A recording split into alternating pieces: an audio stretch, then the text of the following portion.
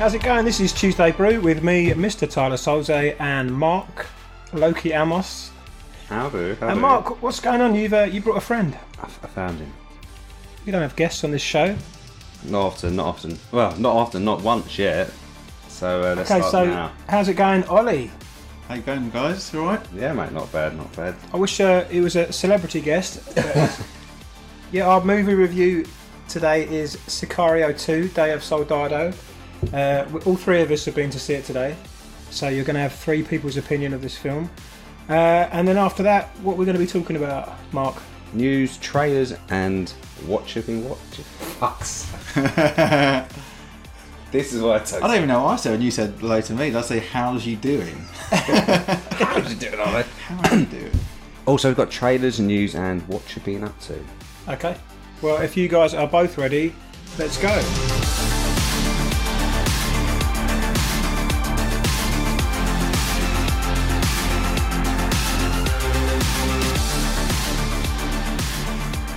Okay, guys. Soldado. We've got Benicio Del Toro back. I think he was awesome. We're going to try and do spoiler 3 for as long as we can. Okay. I don't know who to look at because there's two of you. I'm so used to looking at his ugly face. Don't look at me. Okay. Right, we don't know what anyone thought of it. So I'll go first. I liked it. Yeah, so do I. Yeah? Yep. Good. Definitely. It's I don't think it was as good as the first. I just watched it yesterday, the first one. No, I stopped myself from doing that. I was going to, but I thought... Because I remember it being good, but I don't remember any specifics. Yeah, it's so tense like the first one, this one. So it's got that kind of same feel to it. Yeah. Even though it's a different director in this one. Yeah, sorry. I was saying it's got that kind of continuity from 1 to 2, isn't it? It's not just that. I also like the music. Long drawn out, no dialogue. Towards the end, wasn't it? That really built it up, yeah. And it's the same as the first one. You know, it's got that same... Yeah. If anything, it could be the same composer. I'm not sure if it's the same composer, but yeah. Maybe. So you've just seen the first one. Yeah. So can you tell us a bit about that and then what this one's about? In the first one, you have Emily Blunt, and she's hand-picked for an elite team. So they're both Mexican border. Emily Blunt doesn't return. She doesn't return in this one. So who have we got? We've got Josh Brolin and I can't even say his name. Benicio Del Toro. Perfect. Yeah.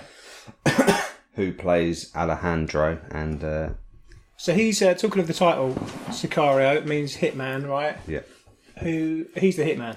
He's this gun for hire. He gets recruited in, doesn't he? And then basically how number 1 ends up is him exacting some sort of revenge, isn't it? Yeah, he's because Alejandro hasn't got a side in the first one, and he basically just works for whoever is going to get the job done. Yeah. Yeah.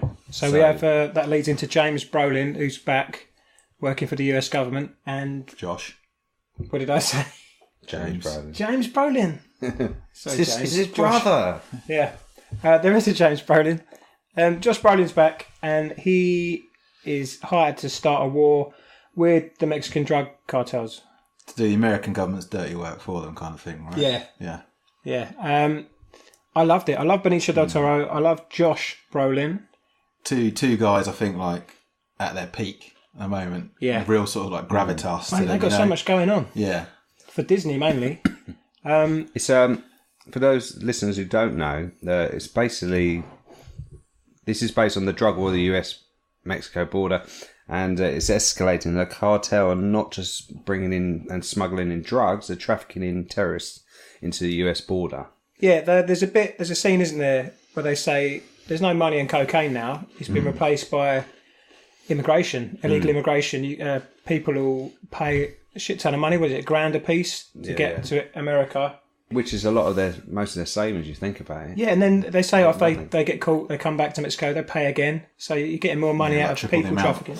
It's very sort of relevant, isn't it, to today? Oh, do you know what? I don't know whether that's planned, but it's kind of been. I don't know how long this was made. I don't know. Mark knows about film production time scales. Do you remember 13 Hours, Benghazi?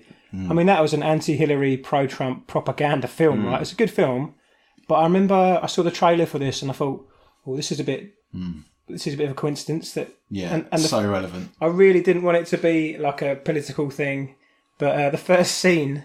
I can say the first scene because I think it's in a trailer. Terrorists get across the Mexican border. blow up a shop. And I'm thinking, oh God, it's all those Trump fans in America. Straight away, you watch that scene and you're fucking set back. That's a good scene. Who dies and stuff. It kind of sets the tone of, right, there's not going to be any rules here, kind of thing. We're not fucking about, let's just do this. Yeah, I mean, this isn't spoilers. There's just a tiny character with a child walking towards this bomber. Yeah. And I'm going, what? Just fucking run out the back of the shop. Yeah. Jesus Christ. Far away from that fucking thing. And I won't spoil it too much, but it's a horrible scene. But intense. We'll go more into it in spoilers. Yeah.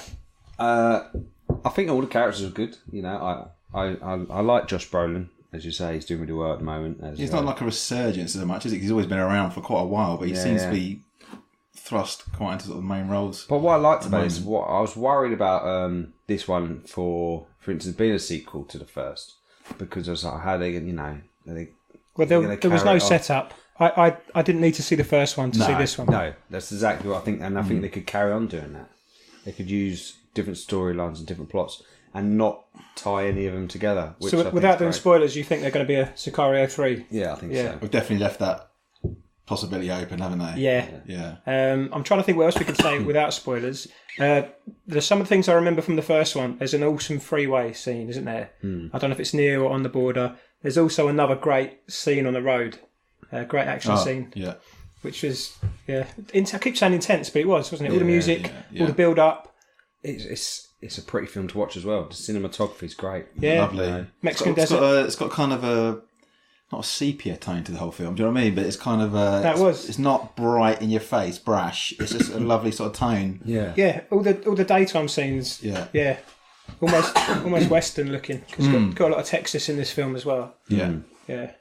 How successful a film was Sicario, the first one? I'll get it up. It's not like major box office, is it? I don't think it was major. I think it's more respected. After. It's $84.9 million in the so far. Okay. The first one. I don't think this one will do that, but I don't think it's a worse film. No. Soldado means soldier, by the way. Okay. So Hitman Soldier. Yeah. Day of the Soldier. So you think that's exploring the young male character in the film? Yeah, referring to that. We had two storylines. We had Josh Brolin is hired to start a war by the US government. He then hires Benicio Del Toro's character, and to start a war, they kidnap the head of the cartel's daughter and pretend that she was kidnapped by the opposing cartel to start a war. There's a storyline in the background about a young boy, American lad who lives on the border, and he's going to get involved with the cartels and smuggle immigrants.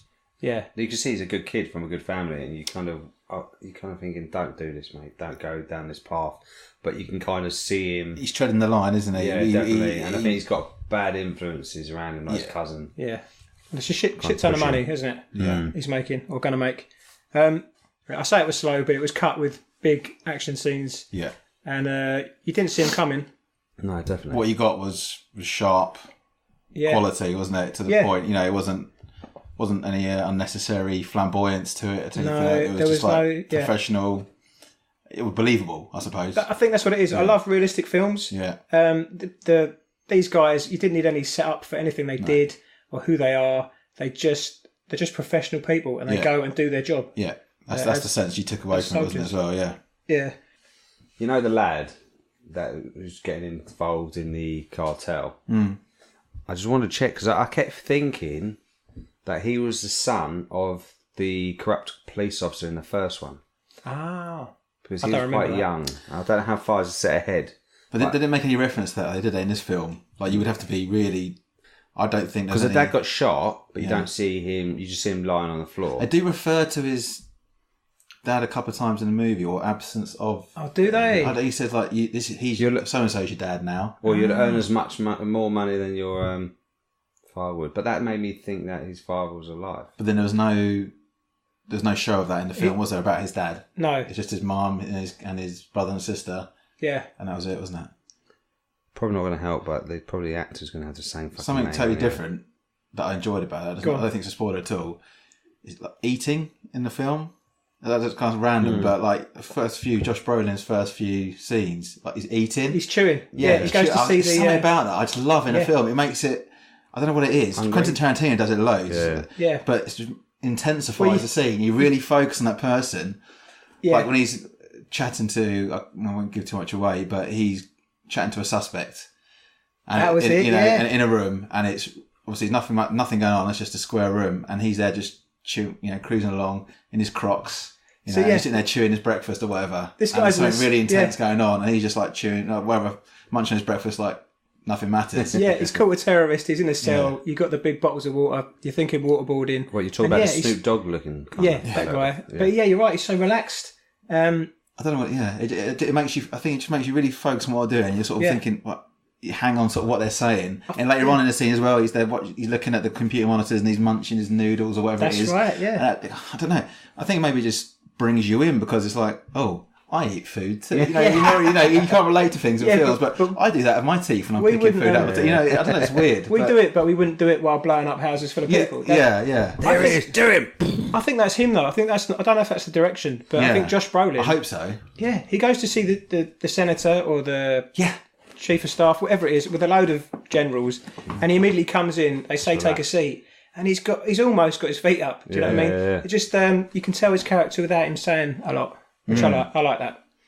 He was a good character in the first one because you didn't know much about him in the first one. So when you seeing him by the end, when you find out who he is and he's working for the DEA and stuff like that, and now you know who he works for. You know they don't take no shit. He just gets down and dirty. Don't give a fuck. He wants to get a job done and he's there to do it. Yeah.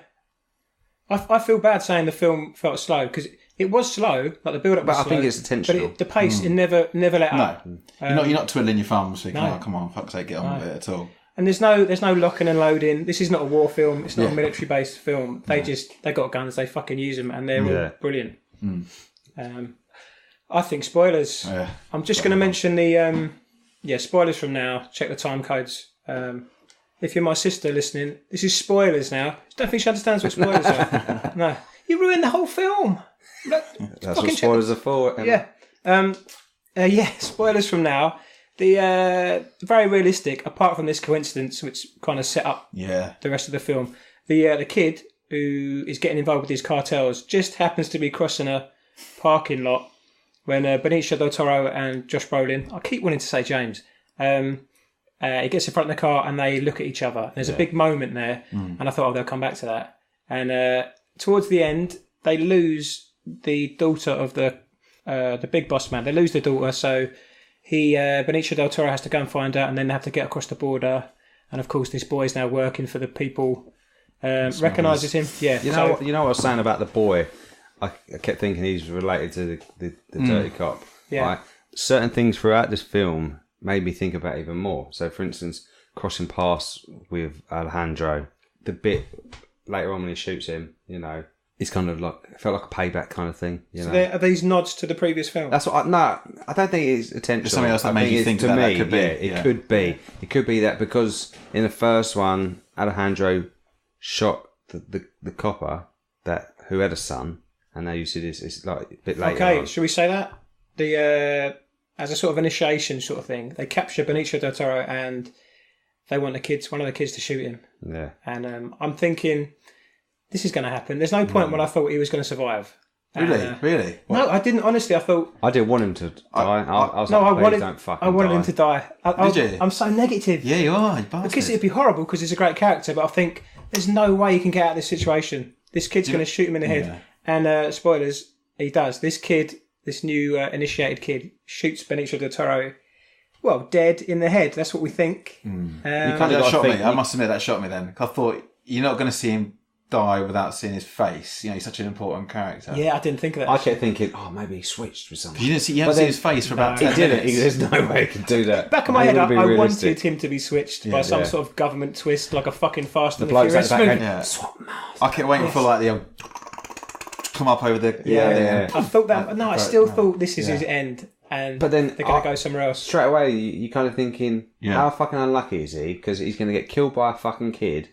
And the bloke he's been working with, Josh Brolin... he's now his enemy. Yeah. McGregor, sorry. This mission that Josh Brolin... The mission that the US government set up, they end up with a lot of Mexican police dead. So they just pull the plug. And wasn't that great kill the scene, kid, though? Kill Benicio Del Toro, just kill them all, wipe it clean. That's what they say. So Benicio Del Toro's on his own. and it ends up getting shot in the head, which is sad. But so you guys were happy that he got up? Yeah, I was. Yeah, See, I was a little bit disappointed. I wasn't. I was just like, fuck, man, because he's been my favourite character from the first one. So all the way through this one, I was like, this bloke's badass. Yeah. And the more I learnt about him, the more he's a badass. Yeah, and I started to not relate to the character, but like him even more. You invest a bit more in him. Yeah, you learn get more a bit more from him. Yeah, you learn about his deaf daughter. You learn that he was an attorney. That was sorry to cut in. That was a wicked scene. Yeah, explain. So he catches up with the girl after she escapes, Benicio Del Toro's character, by popping off another dodgy gang member, and then as they're stumbling through the desert, they come across an old sort of shack with a guy out farming who looks shocked to see them. Benicio Del Toro asks for sort of help, then discover that the guy is deaf, and they then proceed to have a sort of quite a long conversation explaining how he's looking after this girl and to ask, requesting their help. Yeah, he recognises him from... Yeah, it's quite sort of touching in a way. Do you think the guy was definitely deaf? Do you think? I like when they get someone who has actual disability. The authenticity is there, and I think it's quite touching in a way. I don't know why, because the guy was probably, first of all, feared for his life, and then suddenly you can see he kind of opens up his family, his house and his family to potential danger, because he knows this girl's the cartel boss's daughter, and I thought I like what you said. He's a badass, but also you get that other side of his character just from that scene. Yeah, but it's also because you can look by the way he's responding that he hasn't done this since his daughter. Yeah, and that must be really hard because it's a good point. Actually, the whole film is him based on getting revenge for his family. Yeah, that's a good point. Yeah, I don't remember much about the first film. Do we know he's got a deaf daughter in that? No, we don't. You don't know nothing. Sorry. All you know in the first one is that he is working for anybody to get the job done. Yeah. It doesn't matter if it's Mexicans, the US. By job done, you mean taken out? He wants to get to the big boss who set his family up. Can I just go back to him being a badass? He's a badass in the sense that he's a professional, he knows what he's doing, and he's got this urge for revenge. But he's not Sylvester Stallone. No, when he gets caught and he's sitting in that van, I think he might die there. But part of me's thinking it's an action film. Yeah. If that was Sly or Arnie, he'd kill all those people in that bus. Like lure them in, they do a headbutt and then steal a gun. And, I think these low-level cartel guys... fucking thing wrapped around his head. Yeah, but the low-level guys, they just knock him out and they wrap him up and they go and kill him. Which is realistic again, isn't it? It's also... He's not a fucking superhero is what I'm saying. How unlucky is he, alright, to go along and kill all these people and he's really good at his fucking job and then get done by a couple of lowlifes. Well, that kid, coincidence. Yeah. You kind of think, but he don't deserve that. Yeah, also, I don't think he gives a shit. He's lost his family. Yeah. And I think anything he does from now on as a bonus, he's pretty much dead inside, he's isn't he? bit Riggs. Lethal Weapon. He's a ghost, basically, isn't he? Yeah. And he's got nothing to live for apart from wiping out the cartel and the head of the cartel. So I didn't feel sorry for him in that respect. But you can see in the van, the way he's sitting in the van, that he's got his arms folded. Yeah, he's resolved to it, yeah. But the reason I was glad that he didn't die is because you could see the relationship building between him and the girl throughout the film. You know what I mean? And you could tell that it's almost becoming a protector and a protectee thing. Yeah. And I started to flash back to sort of Logan almost, of all, all been protecting that little girl kind of thing. And I was like, I don't want it to turn into this because it started off a different film, and then she escaped. She started having a bit too much in it for my liking. Yeah, I pictured him dragging her across the border, getting shot up, and then making her safe, and that was his dying thing. I was thinking, don't turn into that film. And then adopting her, it's something like that. And then as soon as that happened, and she got taken away, I thought, okay, that can't happen now. So that's good. And I didn't expect him to come back. Yeah. I was just say, what did you think of the girl? Because you said you thought she had a bit too much. Yeah, I thought she was a good actress. Yeah. Well, her first scene, she beats up a kid at school and basically goes to the head. Yeah. And she's like, what are you going to do? My dad's the head of the cartel. And he's like, can't expel you. Yeah. And I instantly didn't really like her character. Yeah. But I don't think we were supposed to like her that much. No. I think when it got to this scene, when they're getting her across the border and the police attack them and you can see in the she escapes for her life and goes underneath. That scene I thought was brilliant. I think her acting in that was great because she looked like she's feared for her life. She's messed afterwards. She's just staring into space. She's fucked up, right? Yeah. I don't think she really sort of put her foot wrong or anything. I just didn't want to see that much of her. Yeah. That wasn't You're just a fucking ageist, aren't you, Ollie? Yeah. Child actors. Fucking kids. Yeah. Going back that scene of Josh Brolin in Secretary of State, which is Matthew Modine, right? That's it. How old is Matthew Modine? Because he looked fucking old in that. He's doing well with one leg. Didn't he cut? Is that the same guy who cut his leg off in Saw? Is that the same actor? No, that's... it's not. Isn't that Carrie Ewells, the guy from Princess Bride? Is that it? Yeah, you're right. You're right. But Matthew Modine, I don't know if that was makeup, but he looked like an old tortoise. It was really... Mate, if he's just naturally aged, you should feel bad. Yeah. Too much, not enough sun cream. We've done a bit of story. All three of us liked it. The reason I didn't want him to come back to life is because I don't think they did anything with that apart from set up a sequel. Yeah, that's true. He comes back to life. It's horrible. He's shot through the face. You've got blood. That was good, teeth. that scene, wasn't it? That was intense, man. I heard when he got up off the ground and half his brain fell out, I heard you go, oh. Yeah. Yeah. I don't think it was brain, was it? I think it was just teeth, whatever. Matter. I thought it was like sand and blood congealed. So, I didn't want him to wake up, but he did. So I thought, they're going to do something else at the end of this third act. They didn't. He literally escaped, and then you see him right at the end. Spoilers. He meets the kid. 1 year later. 1 year later, well done. And meets this kid and says, yeah, you want to be a Sicario? And the guy looks up, and then that's the end of the film. So on that, I was going to say, do you think he intentionally didn't kill him? He's not he's not a skillful hitman or anything, but do you know what I mean? I think he wanted to kill him. I think he went to do it. You could see the shock in his face when he opened the door. Well, I just think he's a kid. He's never killed no one. I'm assuming everyone. I'm just going to aim towards this round thing on your shoulders. I'm sure. You think he didn't like the jobs he had to do? He sort of took it in his stride, like shepherding the people across. He was brutal. He let the woman just drift off down the river. Mate, maybe you're right. If that is true, that's a pretty good circle when he comes back at the end. Then, but they didn't allude to it at all, did they? No, I just kept thinking. The only thing I didn't like about the end was when he walked in 1 year later. He reminded me of Tobey Maguire in Spider-Man 3. When he's walking down the high street. This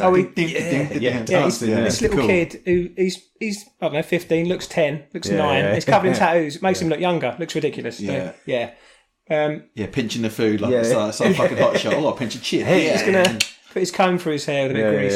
And they meet, and that's the end. And I think that was Benicio Del Toro came back to life to set up a sequel for this production company. That's what it felt like to me. Blatantly, and it'll just be. I can't imagine any of the other characters being in it. No, it'll just be Benicio Del Toro, and it'll turn into like a fucking mechanic. He's mentoring a hitman. Yeah, but I hope not. I think that only thing is my fault of he's connected to the cop from the first one.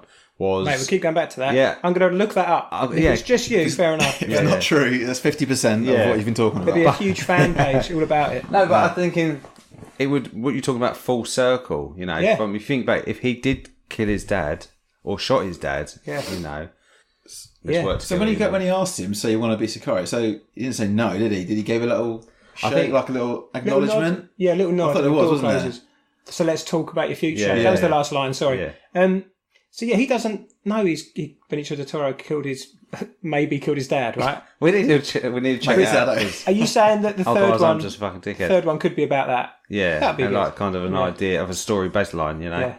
Because let's bring that very specific Easter egg that only Mark Grattan. If I'm right, you all fucking you were like, shit. That's true. Sorry, you put your balls out there. Yeah, mate, I've got to do it. But basically, also another thing I noticed is. In this one, they kind of said, let's wipe everyone clean, Yeah. So. Sorry, the government changed their mind. Yeah. Just for listeners. I was going to ask you, have we got any listeners now? Plural. A couple, I think. 2. So listeners, I can say now. Your sister. Yeah. What were you saying? Lou's brother said he's listening now, so that's another one. So thank you. Hello, Lou's brother. We're trying.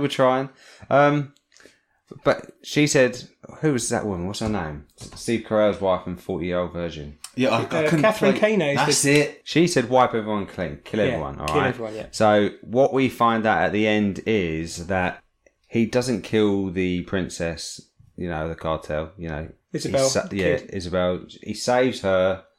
Josh Brolin, character's Matt Graver. He saves the girl. He's meant to kill Alejandro, but Alejandro's still alive. He's meant to kill the girl as well, right? Yeah, he's supposed to kill all of them. Yeah.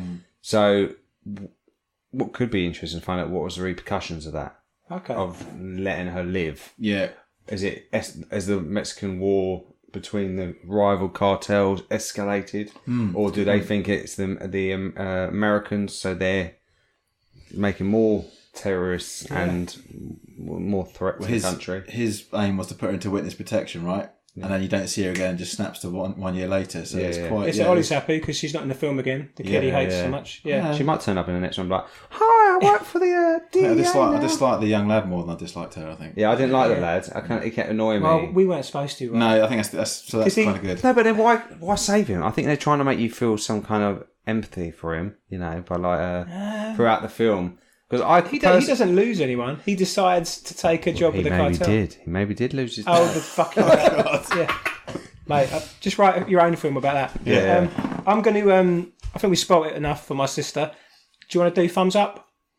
I'll say, do you guys have any, from the film, any particular favourite scene? I think sort of 3 for me to pick from would be the drop-in scene from like they're not the SWAT team, what are they? The Americans when they drop in to that Somali. Is it the scene in Africa where he gets Snoop Dogg's character? Yes. Oh, sorry, yeah. Yeah, when they drop down the parachute, but they're doing the silent drop in. It was like... that was just beautiful. It's just silent, but you're just hearing the wind rushing in and you're following them down. I felt like you're just immersed in it. All the infrareds and stuff. Yeah. That looked wicked. But it was so calm, and like Olly said, it was so quiet. And I thought, how did they light that scene? Because it's pitch black night, but it's done so well. Supposedly they use proper infrared cameras to do those scenes, so they're not trying to do it in post. They're just night vision. It was very Zero Dark 30, the Bin Laden film. Yeah, that was a good scene.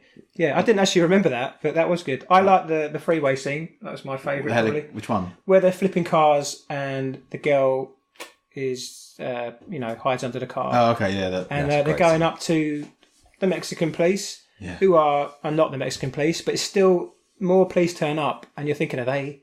I'm not sure. Oh, yeah. And Josh Brolin, they have that sort of shouting off, are you the real police? And they don't know. And then one of them shoots off one round, and then Josh Brolin and his whole team just take them all out. I've got to say, you got to have some fucking balls to do that, to pretend you're on one side, then just switch. Yeah. Open fire, hoping that you're going to kill all these fucking Marines and... soldiers, you know what I mean, who are trained for this shit. Like the scene where helicopters come in and take out the ones that are shot, the smuggling group, the ones that have kidnapped the girl. And then you swoop in, and they're filming from a helicopter as well, aren't they? I think because you come in and you get that point of view as you swoop around, and that's just very apocalypse now. Yeah, it just swoops in out of nowhere. I like that because I always assumed they're just going to blow them out, shoot them from the helicopter, but they block them off on the road. Yeah, tail just comes down, doesn't it? Right down. Do you reckon that's all CGI? Probably, but it looked good. Yeah. Mark, favourite scene? Was it the one where you sat down and thought about this guy's dad getting shot in the first one? That's what we thought about for like 90 minutes. I've got to say, that did come from, when you first see him leave the house. I think part of it was, is that his real mum from the first one? No, but that's not my favourite scene. There's a few scenes in there that I just thought were brilliant. I really like the scene with the deaf guy. Yeah. But I also really like the tension and the suspense that you have of the scene where he's caught, Alejandro's caught, and all that build up and all that build up bus, and you just think, you kind of, because you know that they know, and he doesn't, and you just waiting for that turn. You kind of know what's going to happen. You don't know how and when. It could have happened at various points. You sit there thinking, because he could have got out of that. He was saying he was one of the cartel workers, and he was going to make a phone call, so he could have got out of it. So he didn't know what was going to happen. You know what? I slagged him off for coming back to life, and I said they didn't do nothing with him. But there's a tiny scene that I love. Benicio Del Toro's sitting with his face hanging out of his cheeks, because his head's blown to bits, and he's fallen asleep at the wheel, and he's stolen a car, and 2 gangbangers come, spin around. Try and shoot him up, and he's got grenades from the cartel still in the car, and he just nonchalantly lugs these grenades in these dickhead's car, and that's. But I really like how you see from the behind through the back window, they're in the car panicking, trying to get it out. The in-vehicle filming was great, I think. It makes you feel like you're in there, a lot of it. Really immersive, And look at this beautiful, and then it keeps changing. I think it was really immersive. I think everything, even like the scenes where you're like the meetings, you're right in there. It's almost sort of a bit grimy and uncomfortable, but you're immersed in the parachute drop. in a helicopter seat, everything. You're kind of like, it's really intense. Even isn't it? the scene you liked where he's talking to the head of state. You don't realise that room is full of generals until you get a wide shot. Yeah. Because he goes in and you don't know they're there, and then suddenly all like 4 of them are staring at him. I did think one of them looked proper uncomfortable in his uniform. He looked like they both go, oh fuck, we need a third person. Bob, put that first office down, get in there, put a suit on. Yeah. Sat there, didn't he, like a right. What camera don't we need? Potato. Let's put Do him I in. have lines? Yeah. She have lines. It's another scene I thought about was the one that was in the trailer of Alejandro with a gun, and he puts his finger in. Oh, that was wicked, wasn't it? Rapid trigger Awesome. finger. Yeah, that's I thought awesome. that was great. I just thought that's Because I haven't seen that before. Yeah. When I first saw it in the trailer, I thought, why is he doing it like that? Yeah, but you don't get the he shoots this guy in the legs, this fat cartel arsehole, and he drops his glasses, and Benicio Del Toro's character gets him to put his glasses on so he can see who it is that's putting him down. And I love that. And then he does the rapid Adios. Yeah, adios. Yeah. Part of that, do you think part of that rapid fires as well is kind of I've seen it in hold westerns. keep it still, or is it just because it's so? I think it's just a fucking revenge finger message. fast. Yeah. You don't need to shoot people that many times. Yeah, but I love how in Mexico they just fucking kill people on the street and no one stops. They just drive by. I was looking at cars. You're like, regular shooting. What else was about that? He took his mask off. Maybe it's more you were saying he is a ghost. Just didn't give so a fuck. Yeah. Doesn't care. Like you. 2 thumbs up from me. Just going to say it. Yeah. Same for me. Yeah. I don't normally give films. Look how stiff these fuckers are. Oh, right, he's talking about his thumbs there. Yeah. Look at all us naked. This is not a YouTube video. You have to describe what you're talking about. Everyone 2 thumbs up. Yeah, 2 thumbs up. Definitely Okay. a great film. Right. Well, brilliant. Thanks very much.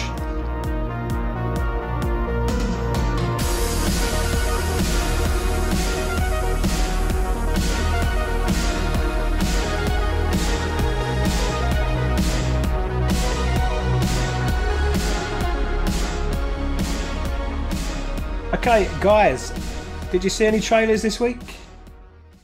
Fucking hell, silence from both of you. I saw Predator. Yep. What do you think? I was going to go exactly the same. I thought it was alright. I'm I'm a bit dubious about it, but you always are when it's a Predator film. I felt like, did this need to be made? This is blatantly squeezing every ounce out of the franchise, isn't it? I always think they're like, we've done alright with the first 2, then we fucked up shitloads. Well, we got to try and make amends. Did you like Predators? Yes, I like Predators. I like Predators. Yeah. Yeah, there was some of it I didn't like in this trailer. I always think that the Predators crash a lot. They seem to crash their planes a lot. They're not very good at flying. Yeah. Good at fighting, but can't fucking fly. Yeah. They refer to them as predators in this film. That stood out for me. They didn't do that in the first one, did they? You just added the. That's what you've done. There's no... No, mate, I'm going to watch it. Yeah. But I weren't impressed with this trailer. It looks like they just created a big bad monster. Yeah. And the ultimate predator, air quotes. And they've got a team of rangers. This is going to be a shoot-off. But, if that's your thing... Do something different. But, yeah. I read that these predators, they go from planet to planet and they kind of genetically make themselves better when they, going and taking whatever they're good at. Whatever they learn, adapt. And making them, they're adapting themselves and being better, okay. Well, I'm not really knocking I am knocking the trailer. I think you either do something different or you do something better, and everything in this trailer was not better than Predator or Predator 2. Even the Raw, we see the trailer, we see the Predator's face pretty early on, and there's this Raw that is not as good as the Raw in the first one. I did like the right at the end when Go on. it ended and you had the Predator laughing. Do you remember that bit in the original? I didn't hear that. I just watched the trailer and I didn't hear it. No, I don't remember that. Yeah, it's kind of a laugh. Oh, the low sort of chuckle. He records people's voices, doesn't he, in the first one, and he plays it back. Yeah. And there was an image came out, or was it a teaser when you saw the Predator in that room and he looked like he was wearing fishnet top with pants, or like a protector over his old boy. No, he's always had that sort of fishnet stocking on his legs. It's like a sort of ode to sort of gladiators, isn't it? Back in the Oh yeah. Back in the sort of Roman times, So the you used to have gladiator like skulls, didn't they, over their shoulders and sort of shit like that. netting. Yeah. You know, I think it's a sort of gladiatorial combat kind of nod to that, maybe. Yeah. We had all the jungle scene with the spine removed and the body hanging upside down, Which we've seen before. Yeah. You know, which didn't look any better, like you said. And then we went into sort of it was proper sci-fi, wasn't it? Like a lab. And they're testing one. Maybe they're making a better one. Yeah. Burst, escapes, and then it didn't see anything original in there. No, you know, maybe the film would be better than that. But you kind of get that there's this predator loose, but then you see the bigger predator, the bad boy. Like, do you think that the weaker predator is going to help the humans? You know, do you think he crashed land to escape the larger one, so the big one's hunting the smaller one, or the big one's genetically made? And it's just, a bit like in Jurassic. Yeah, I know what you're going to say. Blue. Yeah. I said it last week. Well, I said it the other week about baddies now have to become goodies to fight a bigger baddie. They do it all the time in Hollywood. I'm not a big fan, but yeah, it might be good. I feel like they spoon-fed me the film. I'll be pretty surprised if there's anything there that surprises me in the film. You know, crash lands, recover it, test on it, either create a new one or a bigger one comes down, the Rangers escape and fight, and it's a fight off. It could be cool. See, I want less sci-fi and more of the banter and the relationship between the team. So maybe we'll get more of that in the film. Yeah.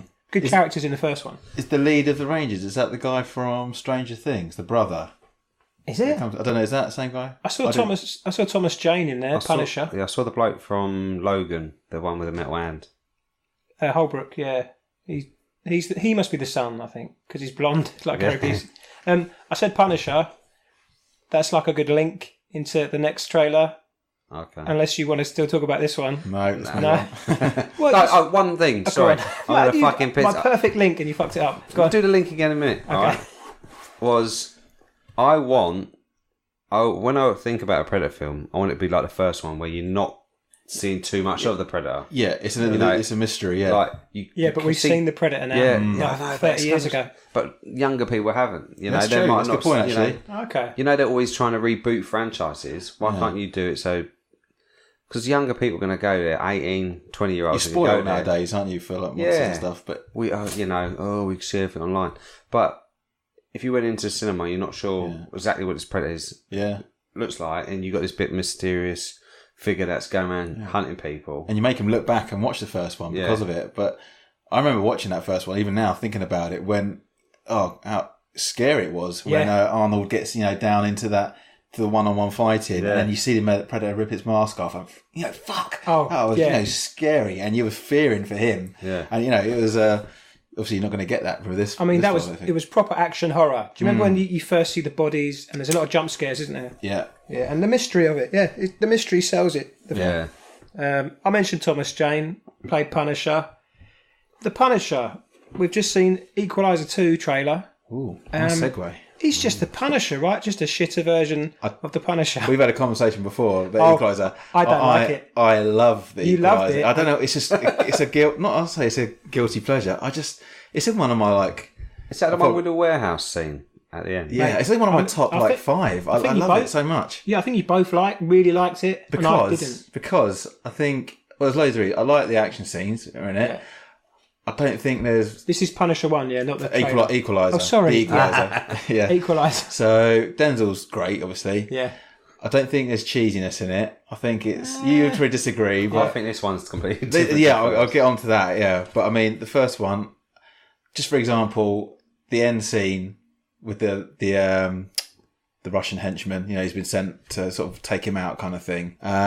He's been setting those little traps and picking off the other guys one by one, and then the baddie's there at the end, and you think, this is going to be long, drawn out. Fuck it, boom, nail gun, done. Any other film that had been drawn out, and then you get a chance to fight back. Little things like that.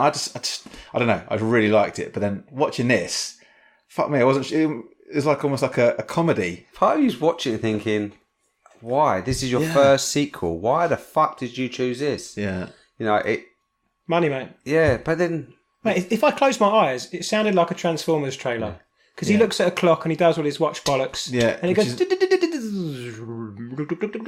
And we're supposed to believe that, what is he, 60, 70 years old?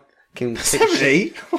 I think he's like maybe 50. He's pushing it. Oh, I reckon 60. But he beats shit out of everyone in 17 seconds. Is that what Yeah, they're but trying to tell us? so does Sly. Oh, I know. Yeah. I know. That was Sly has always been a fucking action hero, and I don't think Denzel has. You know, I look at Denzel and think, oh, Philadelphia. Yeah. Or, I think Man Down. Yeah. He's a badass in that. And, mate, sorry. So I've got to cut that out now. Go the whole section. Now go on. Also, the film Man on Fire. Yeah. I think that would have been a better film. That's what you meant. Nah, that's out of order. You can't nick my Man on Fire reference. What did you say? I said Man on Fire. So you've got to agree with me now. You said Man Down. Yeah. You said Man Down. Did I? Yeah. Fuck. All right, we'll start that again then. So start from... Man Down. What the fuck am I talking about? Have I done that all the way through? No, just then. Greg Davis series, isn't it? Oh yeah, I think of him in Man Down. You know, he's a badass in that. Fuck. Who, Greg Davis? That's what I'm thinking of. Yeah. Yeah, see, I think of him in... Fuck! Man on Fire. Yeah. See, I think of him in Man on Fire, which he was a badass in. Oh, you bastard. I got my bit. That was clean. Yeah. Yeah, agree with me, mate. But Yeah, I totally agree. yeah, he was a badass in Man on Fire. Yeah, definitely. Yeah, I agree.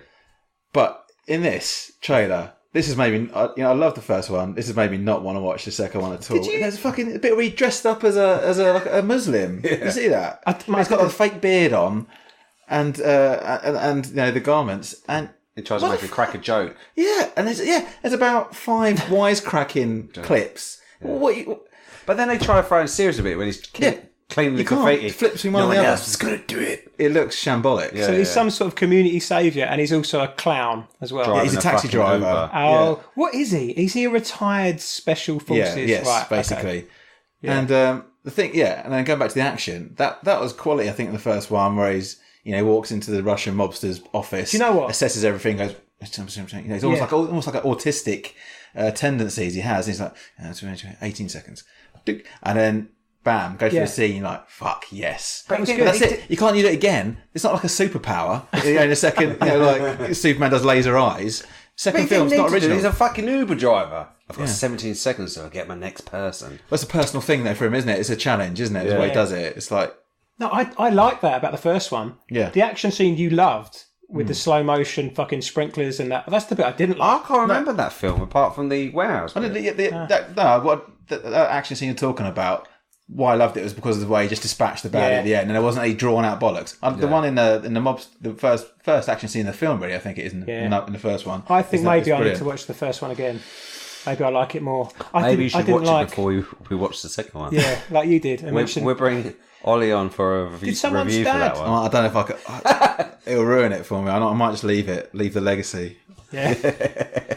Okay, let's move on. Hold on, you were just about to say someone's dad.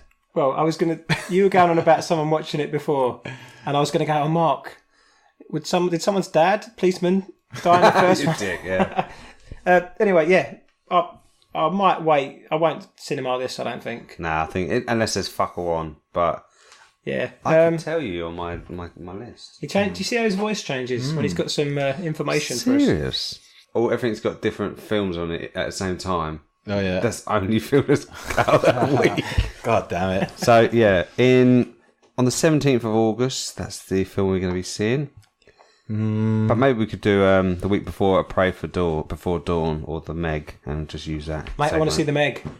I want to see A Prayer Before Dawn. I think if you watch Equalizer 2, you're going to be angry and disappointed. Plus, Ollie can't see The Meg because he's scared of the sea. Yeah. Well, you said a sea. Well, have you seen on my own in the middle of the sea? Have you seen a Megatron? It's not Megatron. Megalodon. Megalodon. Have you seen it in the film? It's no. massive. Is it? Yeah. Jason Statham. Fuck that. He's so big, all right. He could swim in the water and just swallow people. Right. Okay. But instead, he chooses to bite him in half and stuff. I was like, I see. Yeah. That's what annoys me about it. There's a plot hole for you. Yeah. I'm going to go on to another trailer I saw this week. Legacy of a White-tailed Deer Hunter. The thing that stood out for me was how different Josh Brolin looks, because we just watched him in Sicario too. Yeah. I don't know, how do they film these films? How do they film these movies? Because looks like he's putting a lot of weight there. He's got a big old double chin. Yeah. I don't know when they do Maybe done that quite a while back, because obviously he had to get ripped for a cable. And, that's right. Not Thanos, but... What do you think of the... Danny McBride's funny, right? I think that trailer looks good. Really? I thought it looked good. I think it'd be quite funny. I think I'm going to be like Ollie. I'm going to hate on child actors. That kid's pissed me off already. I only watched him 2 minutes, so... I'm a real negative bastard because I've not enjoyed any of these trailers. I do not... No, but I like that. I feel like Danny McBride's... I don't think he's been used well or picked his roles well. I think Eastbound and Down, quality. I can't think of a film where I thought... where I've laughed as I had like on Eastbound and Down, or he's played as good a character, or had such an impact. Like in here, in that trailer, didn't seem like he was having much of a role, a bit of a sidekick role. But again, obviously you're not seeing that much of it. But you'd think they'd put some funny scenes in the trailer. I think they didn't for me. I just think because it's got Josh Brolin in. And I think he's quite a versatile actor for me. I think he's good at what he does. Is this another one that could be good? Trailer's not brilliant. Yeah. I think it could be good, but the main character, one of the main characters is you've got to like the kid. I don't think I'm going to like the kid. I don't think you're supposed to like the kid. I think you're supposed to look at him as like this annoying little shit who lives in modern times. Yeah, and he's always trying to... But you say that, but then his dad's trying to get him hunting, killing deer. So, who you rooting for kind of thing. I see what you're saying. He's trying to get closer to his kid, basically. Is the premise, isn't it? He wants to have some kind of relationship with his son. If it's going to pull at your heartstrings a little bit, you've got to feel for this kid a bit, I think. Maybe I will, but I'll watch it on telly. That's when I'm bored. I think, is that all the trailers? Oh, right. Mark recommended another one. I'm going to have fucking nightmares. Yeah. It's the most terrifying 2 minutes of my life. It's called Mandy. It's got Nicolas Cage. Back on form, on the trailer it said performance of a lifetime. That's a long fucking lifetime. Yeah. So if this is his best... Are you going to see this, Ollie? I think I have to because it's so fucking mental. It looked like a cross between like if David Lynch directed Mad Max or something. There was Mad Max in there, Art House, right? Yeah, definitely. Yeah. It's I saw his last film, Mum and Dad. Oh, I didn't. Was that good? Which I really enjoyed. If you like Nicolas Cage, proper losing his shit, running around barking like a dog, see it. It's crazy Nicolas Cage. Yeah, it's fucking... Yeah. I love crazy Nicolas Cage, So you got left. From what's the face? Is it Face Off? When he's just fucking... I can lick a peach for hours. Yeah. Or eat a peach for hours. Yeah, but from that moment, he kind of went downhill, I feel. Yeah, he's become a bit of a laughing stock. Isn't it? A bit of a sort of something to poke fun at. I actually really liked Mum and Dad. I thought it was really good. And he's not the main character. He's kind of like a supporting role in that. I can't even begin to describe this trailer.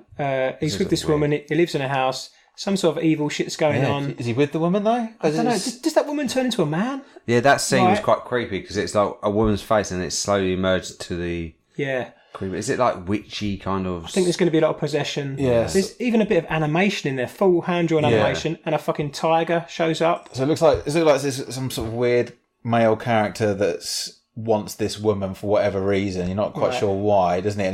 And he has some sort of henchman that you kind of get the impression that he's been sent to retrieve that woman for him for what you don't know. Yeah. And is Nicolas Cage with that woman or not? You don't know. But then he sets off going some like sort of crazy heroic mission to save her. Yeah. And chainsaw fight. Yeah, but is it before the chainsaw fight? He's got a big ass fucking. He's sort of in a sort of blacksmith's forge. Forges like he's going to be part of Warcraft or something. That looks a bit crazy. Yeah, it just looks mental, and I like mental. I like violence. If ever a trailer summed you up, that kind of was it. I think. And it's set in the woods, which is always good for a film like that. It could be proper creepy, proper gory as well. So colourful as well. I thought. A lot of red. It's gonna make you feel something. I think. Yeah. Uncomfortable. I don't know what, but it's just. I felt a bit uncomfortable watching a trailer, all the different things going on. It's kind of messing with your mind a little bit. I think part of it was to make you go, what the fuck? Yeah. Yeah, imagine an hour and a half for that. What the fuck always makes me go, I've got to go and watch it. Okay. Because I need to find out what the fuck it was about. Okay, well compare how you feel watching that to how you felt watching The Predator or Equalizer trailer. And it's the other end of the spectrum, right? Yeah, exactly. Yeah. Boredom. Yeah, the other way.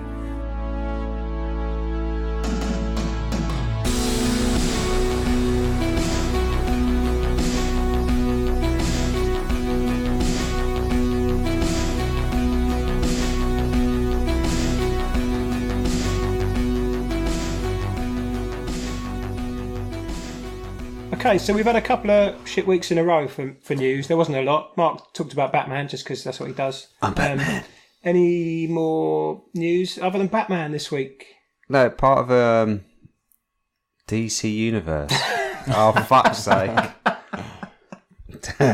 Basically, DC Universe are launching a streaming service. Like I don't know if Netflix you've seen it. and Yeah. Amazon. Yeah. It's coming the end of this year. It's all started coming out, open in the last few days. You know, images of what they've got planned.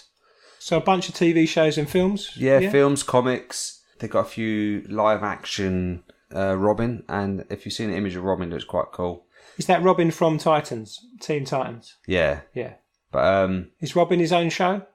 no, I think No, it's he's in Teen Titans. It's just called Titans. I don't think it's called Teen Titans. I think it's just Titans. But there's been a few images come out, so there's obviously an image of him, and people have put it against Batman. Ben Affleck's Batman. It looks really cool. Is it similar style? Yeah, you know, darker, gritty kind of reds and greens. You know, he's got his little mask. He doesn't look like he's running around Chris with O'Donnell. Yeah, or Adam West is running around with him. They're doing Doom Patrol and Swamp Thing. Yeah, it's getting executive producer is James Wan, who's doing the Aquaman film. Yeah, okay. And we know he's done a lot of the old Fast and Furious. Yeah, and horror. Yeah, Conjuring. That's it. Conjuring. Yeah. They're bringing out a Harley Quinn. They're also bringing out a Young Justice, as well as old animation, our old TV series. So, you know, like Flashpoint Paradox, the animated Batman series. Like, so you're going to have like all the old Superman films, a Wonder Woman TV series. You're going to have a bunch of comics that you can download from there. But I'm quite excited to see how they go with this. But the only thing I was thinking is it's going to have a kind of a smaller market. And how long will it be before people get bored of how does this, DC or superhero stuff? How does it connect to the DC film universe? It doesn't, right? No, I think they're just trying to do what everyone else is doing, like Netflix, Disney, Apple, yeah. Thing is, with Disney, they're doing their streaming service next year, and they got Marvel, you know, they got Pixar, you know, Disney Animation. So they got a lot more already and they're buying Fox, aren't they? So yeah.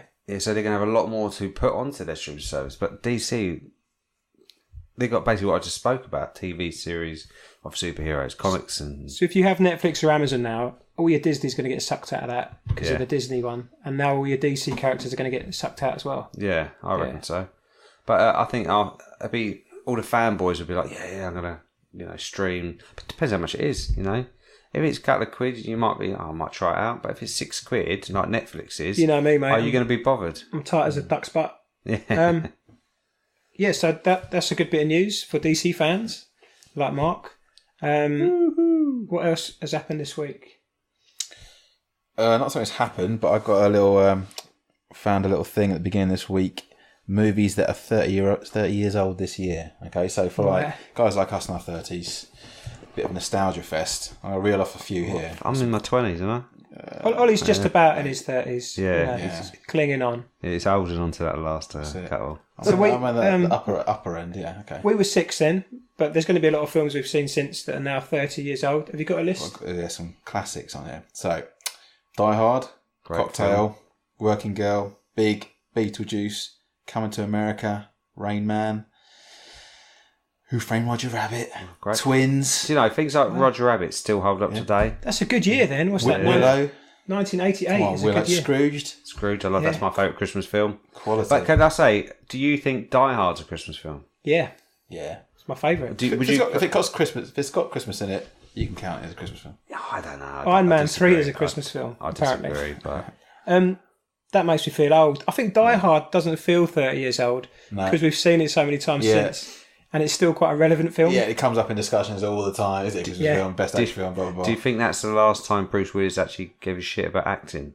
Mate, I liked... I liked Die Hard 2, okay. I liked Die Hard with a Vengeance. And I liked... Yeah. What's the one Is that the one with the plane over the fucking highway?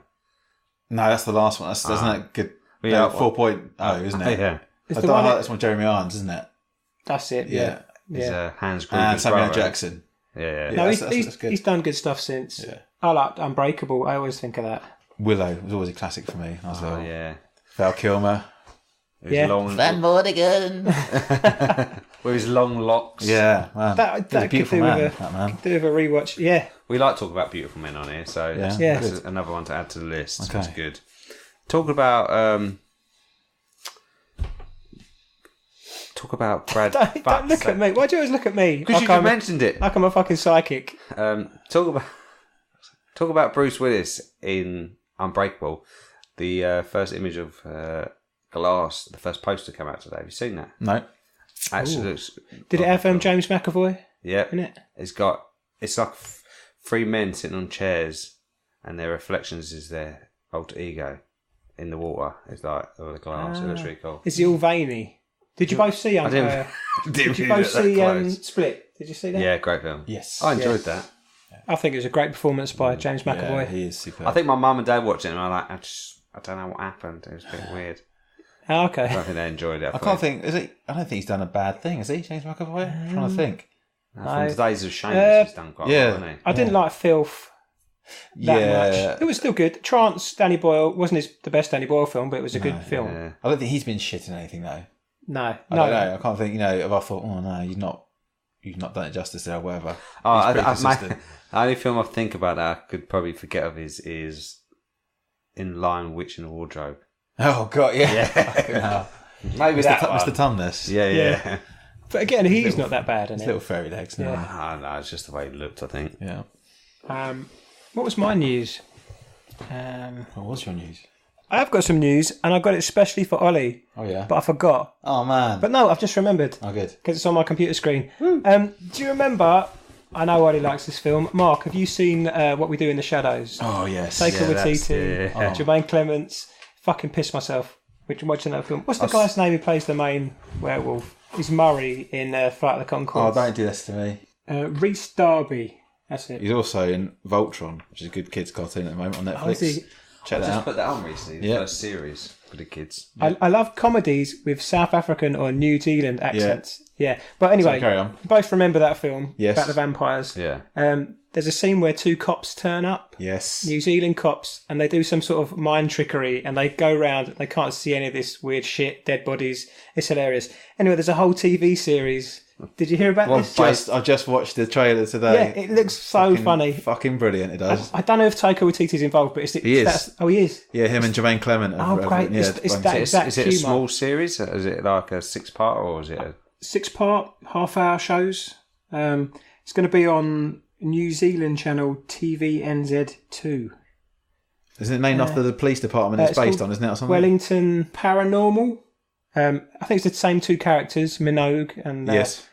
But it also includes the head of the police. Yeah, it just looks amazing, doesn't it? I thought this would be funny, and then he goes, I've got a folder, pretty thick, and I've got all my paranormal activity. Yeah, I love it. Yeah. So I'm definitely watching that because I miss Flight of the Conchords. Yeah. I wish there was more of that. Yeah, it's got Taika Waititi written all over it, really, hasn't it? I mean, when that bloke was talking, I was just thinking Korg from Thor Ragnarok, and it's just that huge. Here's my mate. I love Hunt for the Wilder People. Yeah, I really which enjoyed was that. great. Yes. And we've just seen that little kid in the fat kid in Deadpool. Which, just the accent, I love it. Yeah. So that's the news this week. Back in a minute for what you've been up to.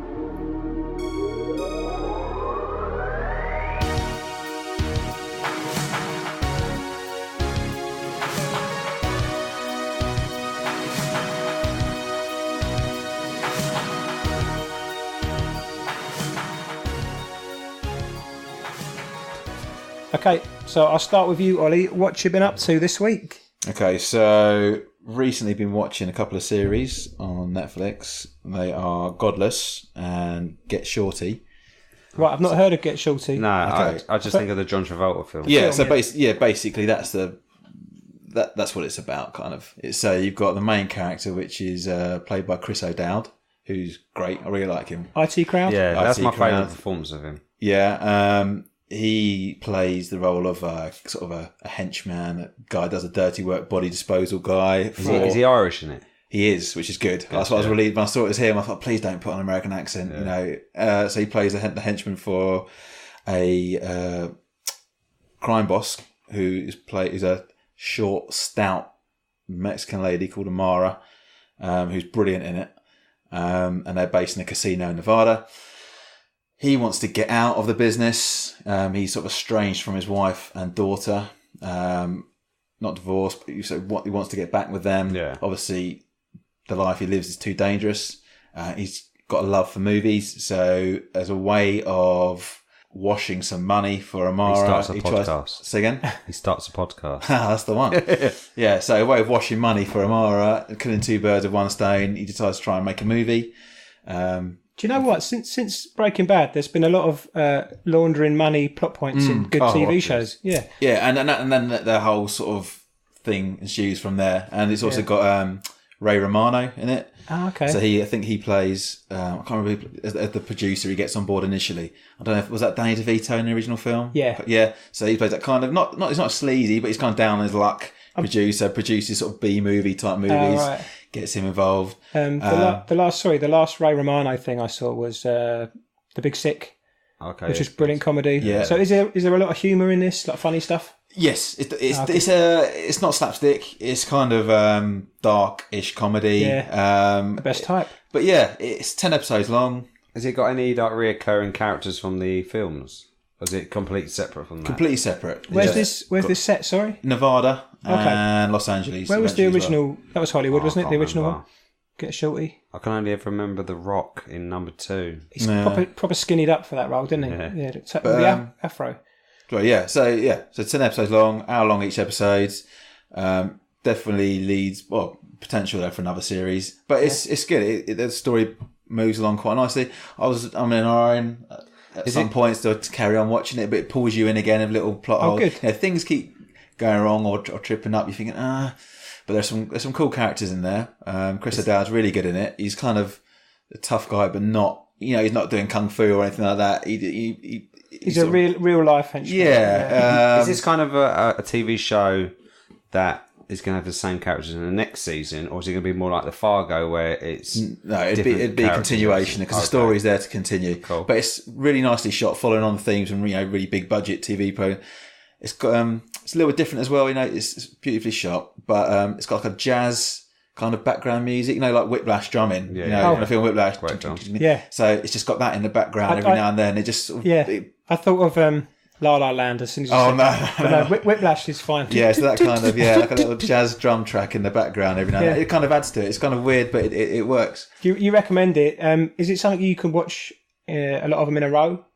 Yeah. Yeah, that's good. Does your wife watch it with you? No. So I've been watching. I mean, she's pretty good in terms of not wanting to watch soaps and all those kind of things. Hollyoaks. Yes, exactly. So if I suggest a series, she's pretty much up for watching it. But she works nights at the moment, so it's something I just watch burnt through in a week or two. Oh, I wish my wife worked nights. I can watch what I want. Yeah, so it's some cool characters, really good. There's no real weak characters in it. It's good acting and worth a watch. Sounds good, man. Do you know what? We're never going to get another IT crowd, so I'll take Chris O'Dowd where I can find him. Yeah, he does well on this. Yeah. Yeah. So, mate, another thing that I've heard good things about, and you've been asking me to watch it, I still haven't, is Godless. Yeah. Which is a Western, right? Yeah, it is. It's Netflix, limited series. So straight away, I'm like, result. I'm going to be rewarded at the end. There's going to be some sort of conclusion. How many episodes is it? How many episodes? Yeah. 7 episodes. Longer one at the first episode, and the last episode, I think, is 1 hour 20. So, sort of film length. Yeah, the middle ones are all about an hour. I can't recommend this highly enough, really. I was recommended it by my dad, who loves westerns. From the 50s onwards, kind of thing. Like I was saying, the fact it's a limited series, that's nothing worse. I think when you invest in a series, gets to the end and it's fucking ambiguous. You're like, what the fuck? Has it ended? This happened? Did that happen? Did this happen? It concludes well, in my opinion. So straight away, I know I can invest in this and give it, get into it, and you're going to be rewarded. The main characters, one of the main goodie, I suppose, who plays the character of Roy Good, is Jack O'Connell. Is that the bloke from that prison? Startup. Yeah, great film. So he 71. 71. Yeah. Ireland. So Unbroken as well. Okay. And started off in Skins, I think.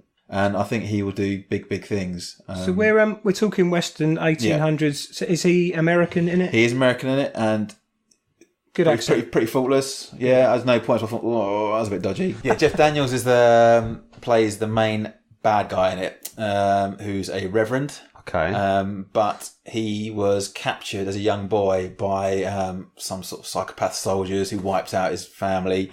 He is superb in this. Really conflicted in terms of, he's quite brutal and horrible. He's a baddie, but you can understand. Yeah, and he understands why he's a baddie as well in okay. this. Okay, so he almost seems regretful at times, yet he's got a mission that he needs to complete, and he'll do it. And I mean, he'll wipe out a town, children, women. Jesus. And is it still on Netflix? Yeah, it's beautiful. It's shot amazingly. Cinematography is incredible. The scenery is fantastic, and I don't think there's not a weak character in it. The acting is on point.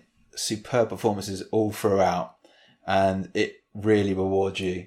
Not the standout character is when you watch it is the sister of the sheriff, played by I think Merritt Weaver is her name. I just can't say enough about it really. It really works. You're talking Get Shorty. You said it dropped at times and pulled you back in.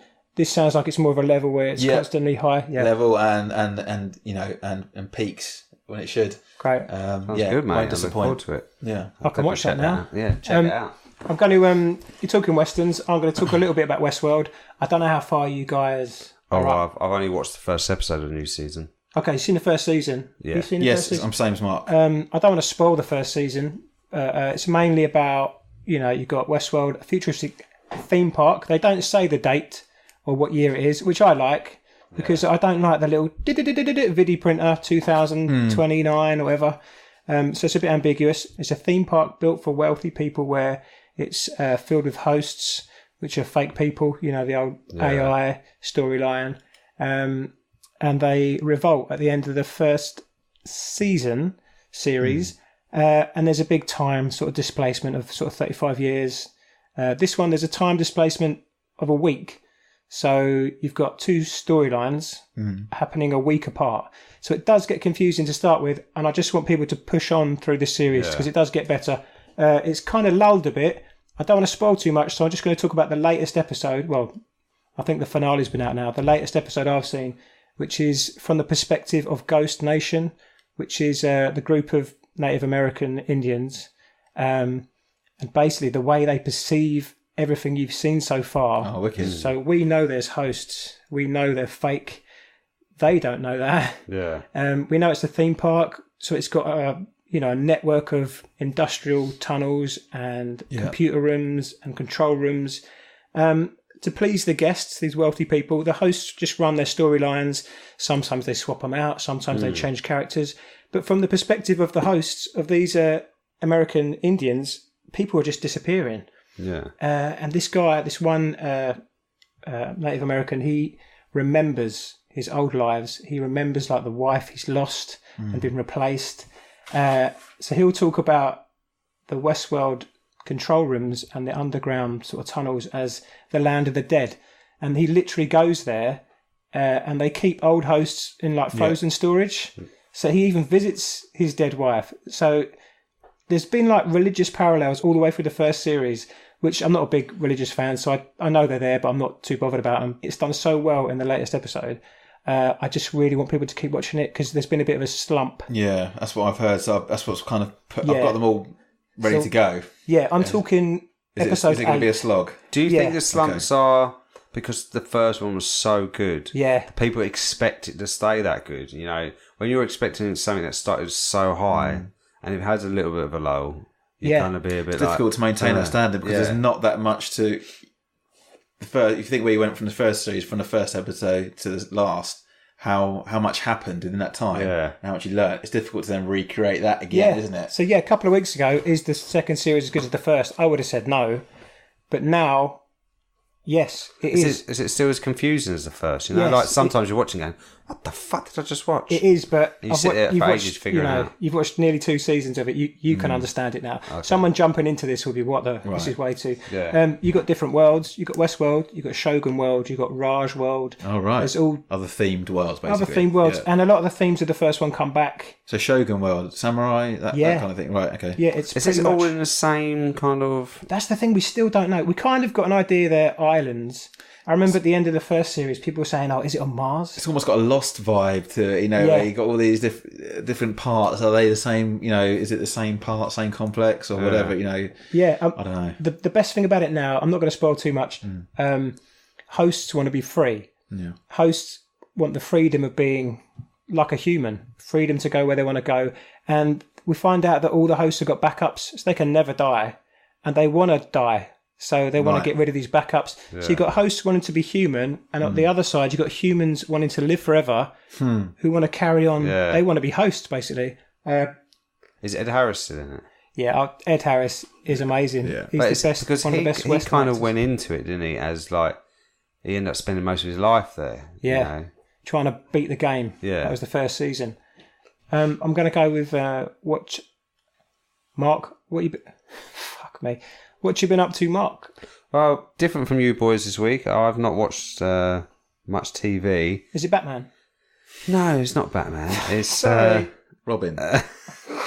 Yeah, it's no DC. It's basically a documentary. Wow. Ooh, yeah. What about? The documentary is Making Fun: The Story of Funko. Oh, okay. Okay.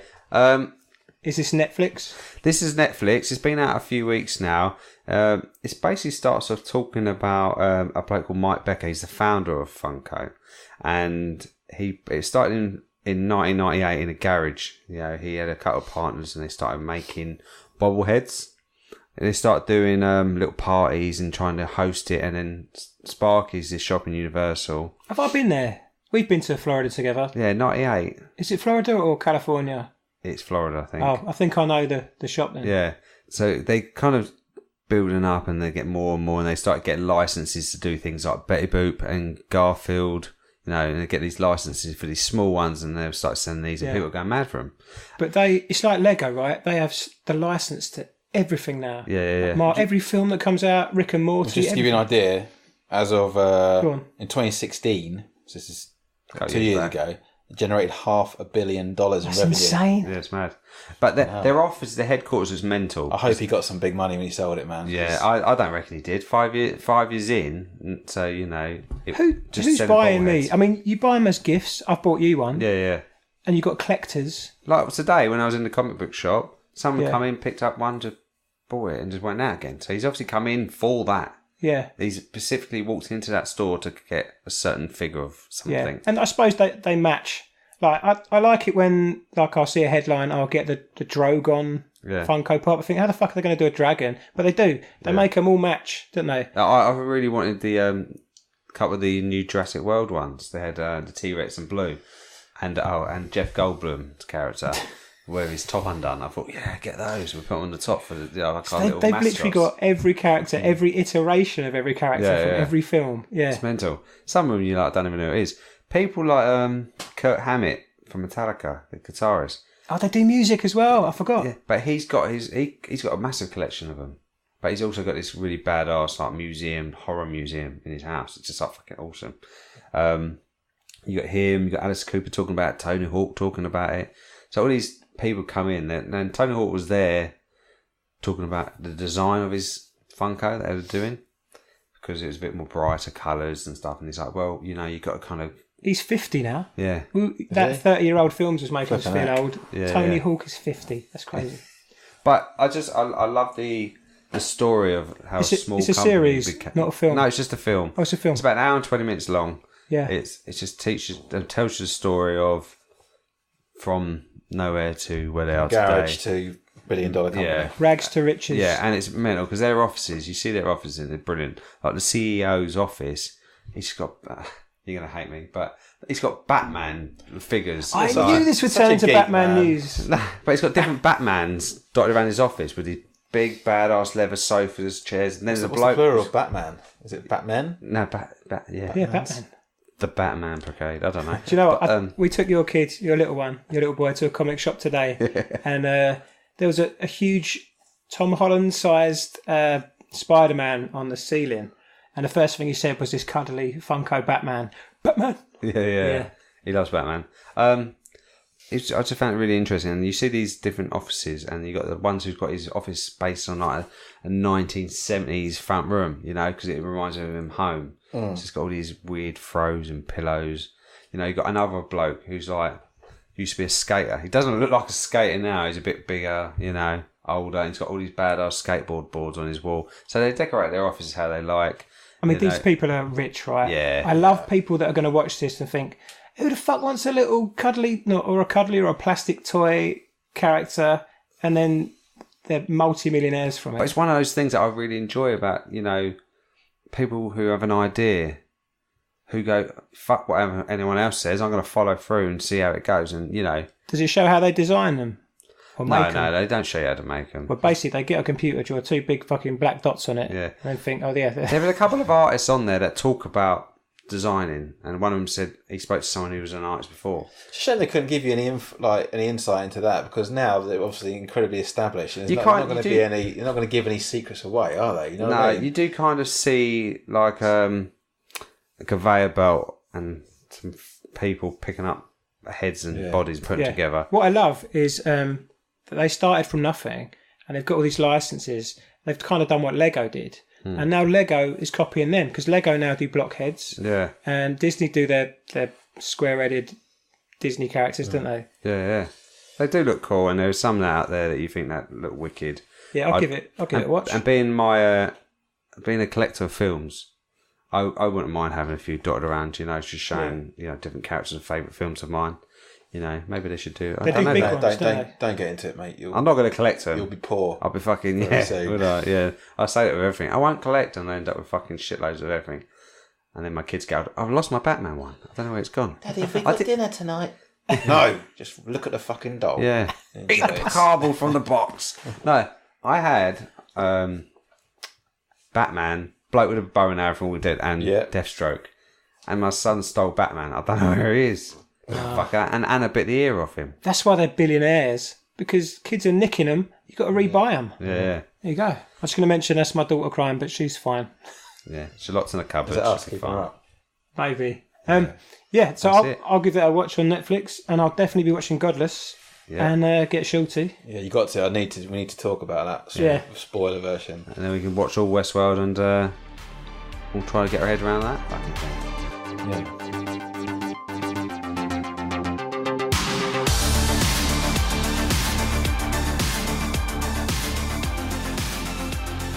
Okay, we're back next week with The First Purge. So thanks to Olly for joining us this week. Thanks for having me, guys. That's a pleasure, mate. Mark, do you want to sign out, close the show? Yeah, if you've got any messages or you just want to say hello, you can hashtag Tuesday Broadcast. You can follow us on Instagram, Twitter, Facebook. Also, check out our website, tuesdaybrew.com. You can stream and download each episode. You'll find us on iTunes, Google Play. Yeah, so just check us out, follow us, tell your friends. Any questions, just hit us up. Hashtag Tuesday Broadcast. Okay, thanks very much. Bye bye, everyone. See you later. See ya.